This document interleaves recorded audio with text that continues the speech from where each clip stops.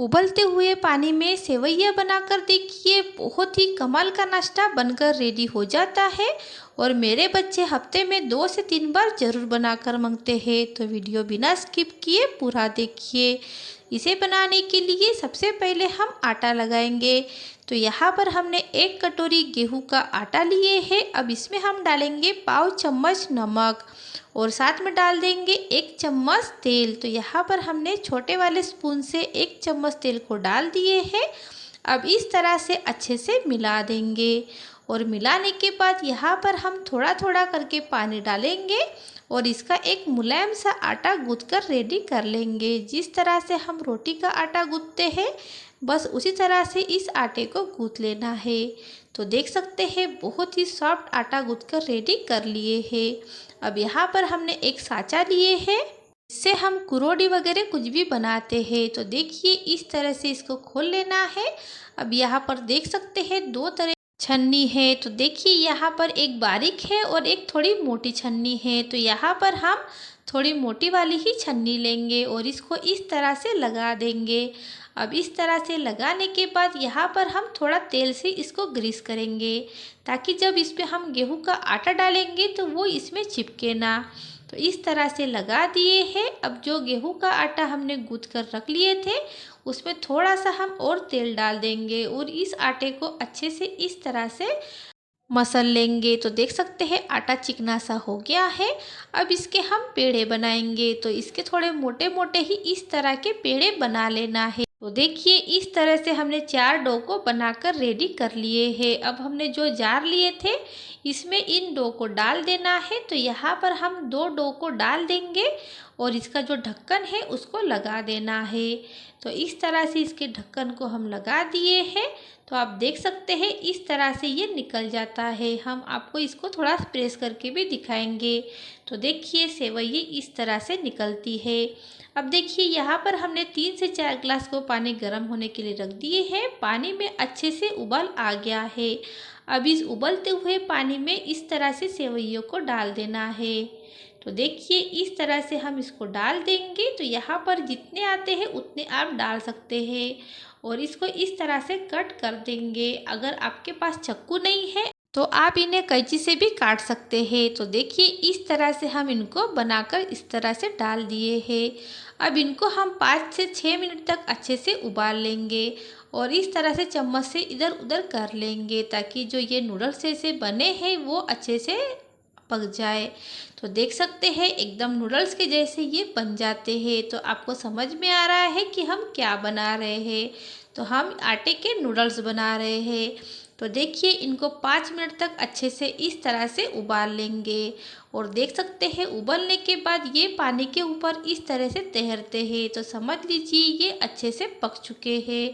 अब इनको हम यहाँ से निकाल लेंगे और इस तरह से जो बाकी के बचे हैं उनको भी इसी तरह से बना लेंगे और इनको हमने छन्नी के ऊपर इस तरह से रख दिए हैं। अब इसके ऊपर ठंडा वाला पानी को डाल देंगे। अब इसके लिए हम कुछ सब्जियां लिए हैं। तो यहाँ पर हमने एक प्याज लिए हैं, एक टमाटर लिए हैं, गाजर लिए हैं, शिमला मिर्च लिए हैं और हरे प्याज का पत्ता लिए हैं। अब इन सभी को हमें कट कर लेना है। तो प्याज को हमें एकदम पतले पतले स्लाइस में कट कर लेना है और जो शिमला मिर्ची है उसको इस तरह से लंबाई में कट करेंगे। इससे बहुत ही अच्छा टेस्ट आता है। तो देखिए इस तरह से सारे चीज़ों को हम कट कर लेंगे। गाजर को भी इस तरह से कट कर लेंगे और इस तरह से हम सभी चीज़ों को अच्छे से कट कर लेना है और प्याज के पत्ते को भी इस तरह से कट कर लेंगे। तो देखिए यहाँ पर हमने सारे चीज़ों को अच्छे से कट किए हैं। अब इसमें हम डालेंगे लहसुन। तो यहाँ पर हमने 3 से 4 लहसुन की कलियाँ लिए हैं, जिनको हमने बारीक कट किए हैं। अब एक कढ़ाई में हमने 1.5 चम्मच तेल को डाल दिए हैं। तेल गरम हो गया है। अब इसमें हमने आधा चम्मच जीरा डाल दिए हैं और लहसुन की कलियाँ लिए थे वो डाल दिए हैं। अब इस तरह से पकने के बाद यहाँ पर हम डालेंगे प्याज। तो प्याज को हमें एकदम ज़्यादा भुनना बिल्कुल नहीं है, बस हल्का सा इस तरह से भून लेना है और जो हमने सब्जियां काट करके रखे हैं उनको इसी में डाल देना है। तो यहाँ पर हमने प्याज का पत्ता, शिमला मिर्च और साथ में टमाटर डालेंगे और गाजर को भी डाल देंगे। तो इस तरह से हम सारे सब्जियों को डाल दिए हैं और अच्छे से इस तरह से मिला देंगे। गैस की फ्लेम हाई रखना है, हाई पे ही इनको पकाना है। तो देखिए इस तरह से मिला दिए हैं। अब इसमें हम डालेंगे पाव चम्मच काली मिर्च का पाउडर और आधा चम्मच डालेंगे लाल मिर्च पाउडर, 1 चम्मच डालेंगे नमक और चुटकी भर डालेंगे हल्दी पाउडर। बस इतने ही चीज़ें यहाँ पर डाल देना है और डालने के बाद इस तरह से मिला देना है। और इस तरह से मिलाने के बाद इसको हम 1 से 2 मिनट तक अच्छे से भून लेंगे। तो देखिए इस तरह से कंटिन्यू चलाते हुए इनको हमने भून लिया है।